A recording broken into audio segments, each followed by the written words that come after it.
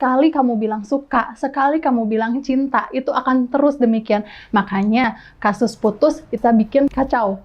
Kasus-kasus yang melanggar janji itu bisa kacau. Halo teman-teman, saya Rati Afandi, dosen ilmu komunikasi Universitas Pasundan, Bandung. Selamat datang di channel saya di mana teman-teman akan lebih tahu, lebih paham, dan lebih ngerti tentang segala sesuatu yang berhubungan dengan ilmu komunikasi. Tentu saja dengan cara yang menyenangkan dan akan membuat teman-teman auto ngerti.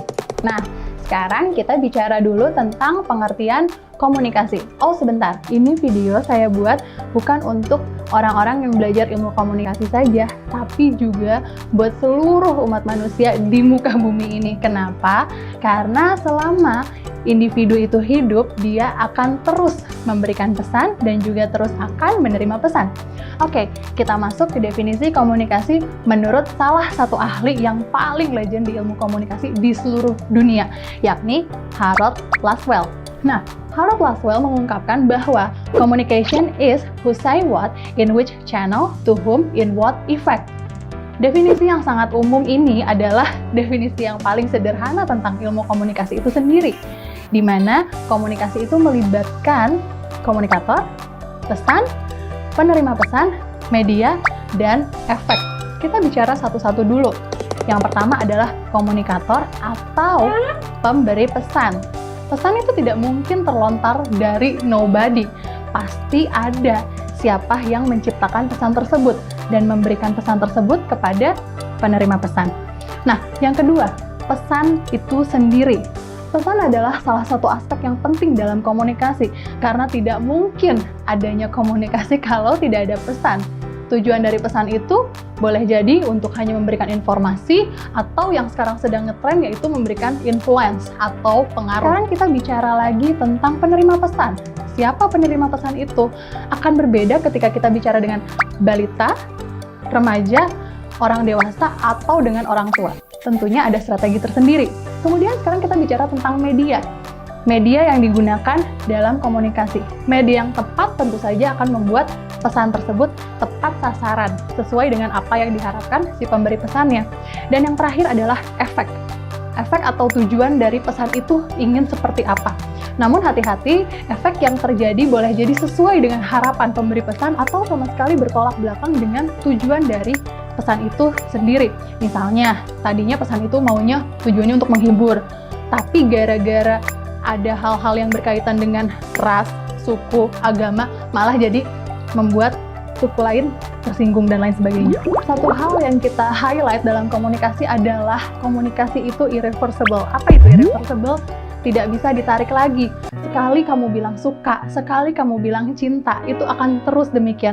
Makanya kasus putus bisa bikin kacau. Kasus-kasus yang melanggar janji itu bisa kacau. Segala sesuatu yang berkaitan dengan pesan atau yang diucapkan itu tidak bisa ditarik lagi. Sekarang kita bicara komunikasi itu dipengaruhi oleh siapa, di mana, kapan, mengapa. Nah, sekarang kalau kita bicara siapa yang memberikan pesan dengan kredibilitas tertentu akan membuat pesan itu sampai dan tepat sasaran. Kalau bicara kredibilitas, mungkin teman-teman udah tahu kredibilitas itu apa. Nah, sekarang ketika saya bukan dokter, suruh teman-teman yang sakit itu makan paracetamol kalau misalnya flu, akan berbeda ketika seorang dokter yang menyuruh teman-teman minum paracetamol. Itu artinya kredibilitasnya. Nah, kemudian kita bicara kapan? Waktu. Waktu dalam komunikasi itu sangat penting kita tentukan.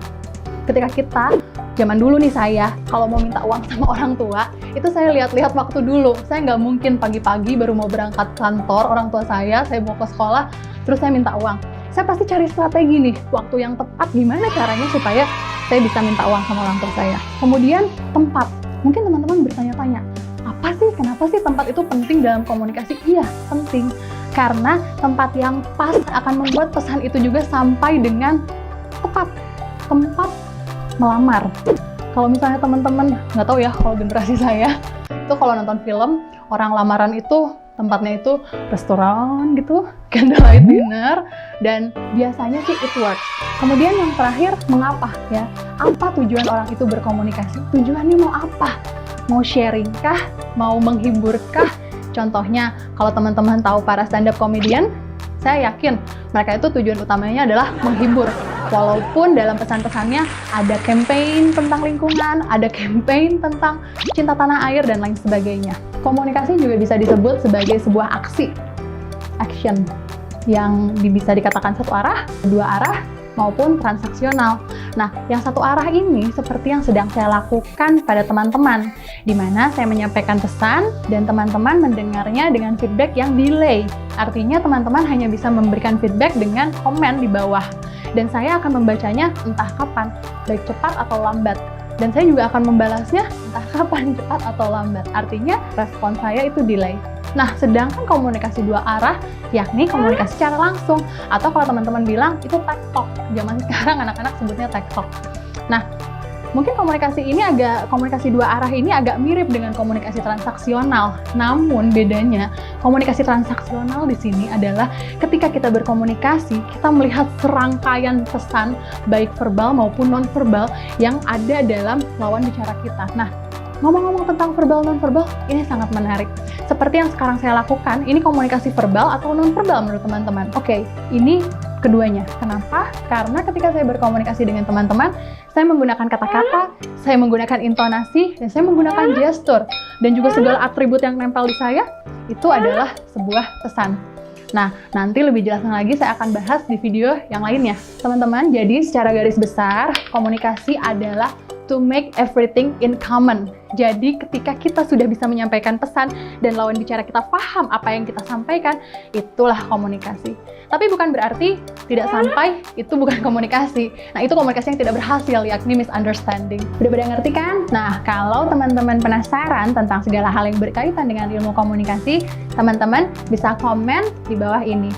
Dan saya harap video ini bisa membuat teman-teman lebih tahu, lebih paham tentang segala sesuatu yang berkaitan dengan komunikasi, which is auto ngerti. Sampai jumpa di video selanjutnya. Jangan lupa subscribe, like, comment, dan share ini video. Semoga kita bisa menularkan virus kebaikan kepada banyak orang. Terima kasih, sampai jumpa, bye-bye.